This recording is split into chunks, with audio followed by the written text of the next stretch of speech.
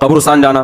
तो कब्रिस्तान जाने की जो हदीस पेश की जाती है कि नबी सल्लल्लाहु अलैहि वसल्लम रात को आहिस्ता से 15 शाबान की रात को उठे और अम्मी आयशा भी आपके पीछे चली गई, आपने जन्नतुल बकी के मुर्दों के लिए मग़फ़िरत की दुआ की और आप सल्लल्लाहु अलैहि वसल्लम वापस तशरीफ ले आए।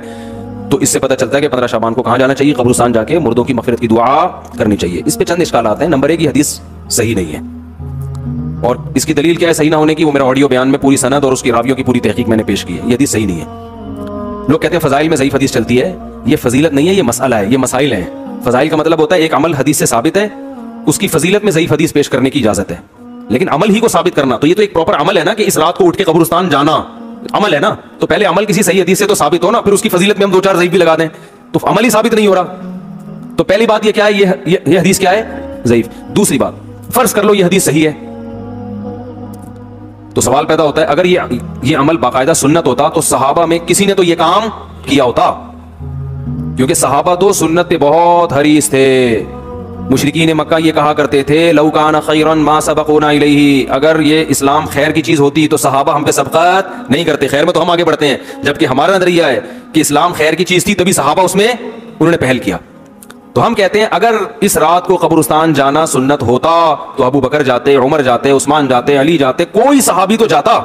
एक भी रिवायत नहीं है कि कोई सहाबी 15 शाबान को, मेरे इल्म में नहीं है, कोई है तो रेफरेंस दे दे तो मैं बता दूंगा भाई है भाई निकल आई, मुझे अभी तक नहीं मिली कि इस रात को सहाबा कहां गए हो?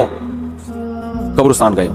तो अगर इस हदीस को फर्ज कर लिया जाए कि ये सही है तो फिर ये नबी की खुसूसियत है, ये प्रॉपर सुन्नत नहीं है। जैसे कि हदीस में आता है आपने 2 कब्रों पे हरी शाख गाड़ दी और फरमाया कि जब तक ये शाख हरी है इनको अजाब में तकलीफ हो जाएगी, लेकिन किसी सहाबी ने कब्रों पे शाखें नहीं गाड़ी, तो पता चला ये नबी क्या की खासियत थी कि अल्लाह ने आपको रहमतुल आलमीन बनाया, तो अल्लाह ने आपकी बरकत से आपको बजरिया वही बता दिया कि ये शाखें गाड़ देंगे तो इनमें अजाब में कमी हो जाएगी, लेकिन ये सुन्नत नहीं है। तभी हम नहीं देखते किसी इमाम ने, किसी मुज्तहिद ने फतवा दिया हो कि जाके शाखें गाड़ो, तो सहाबा ने नहीं किया।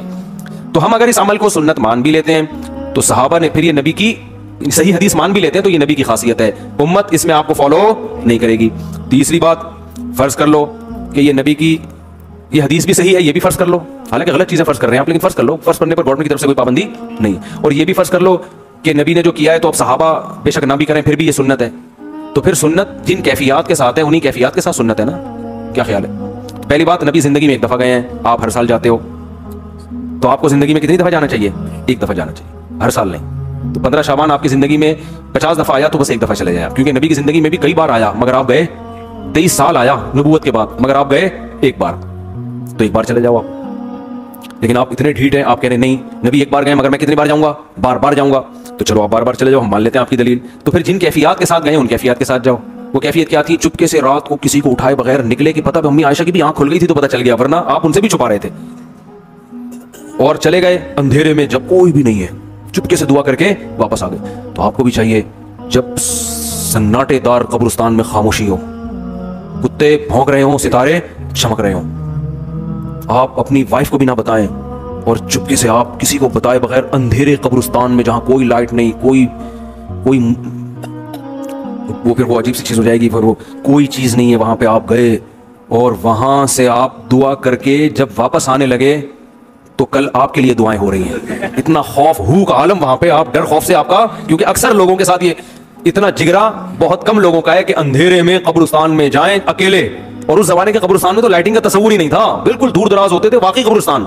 ऐसे कब्रिस्तान में जहां हू का आलम हो आप गए, तो मेरा ख्याल है अब गए आप, अब अगले साल आपके रिश्तेदार आपके लिए दुआ, फिर भी अगर आप जिंदा सलामत आ गए तो फिर ये होना चाहिए आप जा रहे हैं जत्थे बना के, नहा धो के तैयार हो के, ओ भाई चलो भाई सारे, फिर वहां पे जो ड्रामेबाजियां हो रही हैं, अब तो डेटिंग पॉइंट बनते जा रहे हैं कब्रिस्तान, अल्लाह की पनाह है, वहां बैठे हुए होते हैं, पता नहीं क्या कवालियां हो रही हैं, ये हो रहा है, तो ये कहां से हो गया भाई?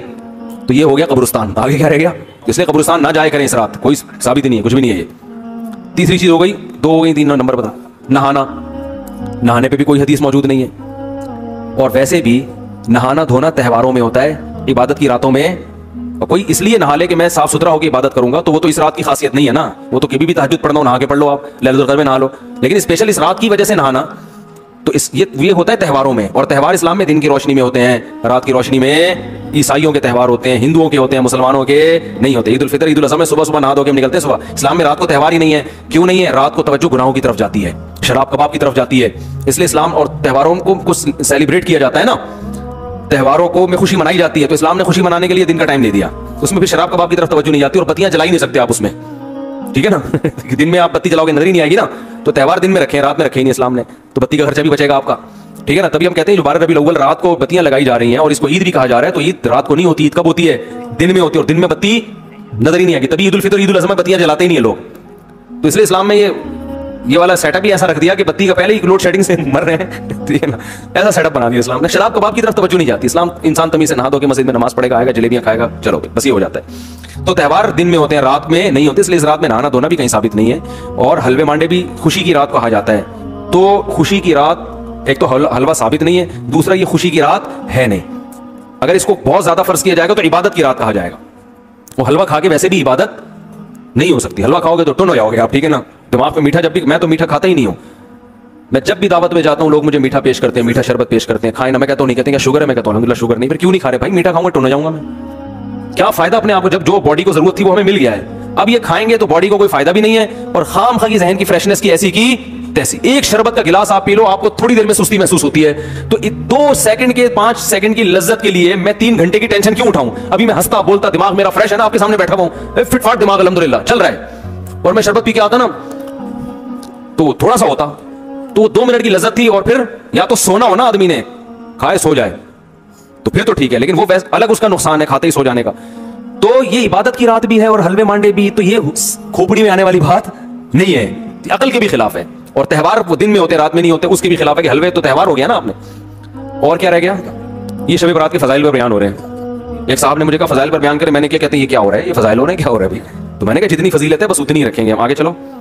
रोजा, रोजा भी किसी सही हदीस से साबित, बोलो भाई, नहीं।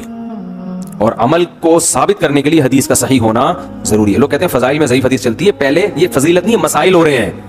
मसला है कि 15 शाबान का रोजा सुन्नत है या नहीं है, जब होगा तो फिर आगे उसके फजाइल के 4 चांद लगाने के लिए आप, जैसे नमाज एक साबित शुदा चीज है, उसकी फजीलत में अगर कोई ज़ईफ हदीस आई है तो कोई बात नहीं, फजीलत तो पहले से साबित है ना, तो ज़ईफ हदीस बिल्कुल मनगढ़ंत तो नहीं होती, इम्कान होता है कि शायद नबी ने फरमाया हो, तो वो आप बयान कर दो। तो अब क्या मसला है, तो 15 शाबान भी साबित नहीं है, का रोजा साबित नहीं है, कोई अय्याम 20 के रोजे पहले से रखता आ रहा है तो 13, 14, 15 का वो इस नियत से रख ले, लेकिन इस नियत से नहीं कि 15 की शाबान की अलग से कोई फजीलत है। समझते हो कि नहीं समझते हो? और क्या रह गया? इबादत। तो इबादत के बारे में अहादीस जितनी भी हैं, मैंने ऑडियो बयान में सबकी सनदें पढ़कर मुहद्दिसीन का पूरा एक एक रावी पर बहस की है, वो आप सुन सकते हैं। कोई एक हदीस भी इस बारे में सही मौजूद, बोलो, नहीं है, कोई एक भी ऐसी नहीं है जिस पर एतमाद किया जा सके। अलबत्ता ये जरूर है कि मुहद्दिसीन का, फुक़हा का आम उसूल यह है कि जब किसी मसले के सबूत के लिए हदीस ज़ईफ हो लेकिन कसरत से हो, तो एक अलग से हदीस से तो मसला साबित नहीं होता, लेकिन उनकी कसरत की वजह से उन हदीसों में जान पैदा हो जाती है। समझ में आ रही है बात? तो ऐसी हदीस को हसन कहा जाता है। हसन लिगैरी है कि भाई वो सारी सनदें ज़ईफ हैं लेकिन मिल के मजमूए से क्या हो गया, तो उसमें एक हुसन पैदा हो गया। तो अब अलग अलग इसके क्या फजीलत है कि जो इस रात में इबादत करेगा उसको क्या मिलेगा, तो वो कोई भी हदीस जब मैं बयान करूंगा ना, ये मिलेगा तो हदीस बहुत ज़ईफ होगी। लेकिन उनके मजमूए से जुमहूर उलमा की राय ये है कि इस रात में इबादत की फजीलत है।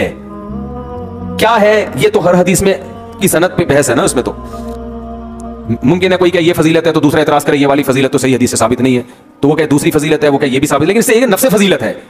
तो जो उलमा इस उसूल को फॉलो करते हैं कि ज़ईफ हदीसों की कसरत से हदीसें दर्जा हसन तक पहुंच जाती हैं, तो वो जुमहूर उलमा हैं, उनमें बड़े बड़े मुहक्किकीन भी हैं, तो वो ये कहते हैं कि इस रात इबादत करनी चाहिए, लेकिन उस इबादत का कोई मखसूस तरीका साबित नहीं है। इबादत वही हो, छुप के तन्हाई में किसी का दिल चाह रहा है मस्जिद में आके कर ले तो भी ठीक है, जत्थों की शक्ल में नहीं, और वही नमाज पढ़नी है, तिलावत करनी है, दुआएं मांगनी है। लेकिन बाज़ उलमा जो वो भी बड़े मुहक्किक हैं, वो इसके कायल है कि सिरे से कोई फजीलत है ही नहीं, उनकी राय है कि नहीं, लेकिन बहरहाल जुमहूर इसके कायल है, तो इसको फिर बिदत नहीं कह सकते। जब एक बहुत बड़ा तबका एक तरफ चला जाए और उसकी कोई असल भी हो, तो फिर ये कहना कि इस रात की इबादत बिदत है, ये फिर ठीक, ये फिर ज्यादती हो जाएगी, ठीक है ना। तो ये है इसका हिसाब किताब। और फिर एक और हमारे हजरत एक और दलील दिया करते थे कि इस्लाम का एक मिजाज ऐसा है कि जिस टाइम या जिस दिन की या जिस वक्त की कोई बहुत बड़ी फजीलत होती है ना, तो उस वक्त की तायीन में इख्तलाफ हो जाता है, इस्लाम खुद इख्तलाफ डाल देता है। इसकी मिसाल ऐसे है जैसे जुमे के दिन एक घड़ी ऐसी है जिसमें दुआ लाजमी कबूल होती है, लेकिन वो घड़ी कौन सी है, बाज ने का असर की, बाज ने का खुतबे के दरमियान, बाज ने ये कहा। तो ये इस्लाम का मिजाज है कि जब किसी खास टाइम दिन को वो करता है ना, तो उसके थोड़ी सी तायीन में इख्तलाफ। लैलतुल क़द्र इसकी फजीलत में पूरी उम्मत का इत्तिफाक है, लेकिन लैलतुल क़द्र की रात कौन सी है, इसकी तायीन में क्या है, एहतमाल डाल दिया इस्लाम ने। और ये इस्लाम की एक हिकमत है। हिकमत ये है कि भाई अगर वो रात मुतय्यन पता चल जाए ना, फिर उस रात में किसी ने गुनाह किया तो उसकी भी खैर नहीं। अभी तो है कि अल्लाह मुझे क्या पता था आज लैलतुल कद्र है, थोड़ा सा बचने का चांस है। दूसरी बात यह कि वो रात अगर सोते में किसी से निकल गई तो पूरी साल मायूस रहेगा और बाकी दिनों में इबादत करेगा ही नहीं, कि एक रात 80 साल के बराबर थी वो निकल गई तो क्या फायदा। तो अल्लाह ने थोड़ा सा क्या कर दिया कि शायद भाई वो जो उससे पहली वाली में तुम जागे थे, हो सकता है वो वाली हो। तो ये इस्लाम का एक मिजाज है जो हमें दूसरी हदीसों से पता चलता है। तो हमारे हज़रत एक बड़ी जबरदस्त दलील दिया करते थे। हमारे हज़रत की राय भी ये थी कि वो कायल नहीं थे शब बारात की फजीलत के, लेकिन बहरहाल जुमहूर उलमा का ये कौल है, बड़े बड़े मुफ्तियान इकराम उसमें दाखिल है, इसको बिदअत कहना ठीक नहीं है। लेकिन उनकी एक ज़ौक़ था, वो ये कहते थे कि अगर ये इतनी फजीलत वाली रात होती तो इस्लाम के मिजाज से पता चलता है कि इसकी तायीन में अल्लाह क्या डाल देते, इख्तलाफ की, या तो वो 14 है या वो 15 है। एक उनका ज़ौक़ था। लेकिन बहरहाल जुमहूर की राय वो बड़ी मजबूत राय है, वो भी बड़ी मजबूत राय है, ठीक है ना। और फतवा भी उसी पे दिया जाता है कि इस रात को इबादत करेगा तो दूसरी रातों की निस्बत उसको सवाब ज्यादा होगा। पटाखे वटाखे तो है ही नहीं, वो तो लोगों ने वैसे ही बनाए हुए, उनका तो कोई ताल्लुक ही नहीं।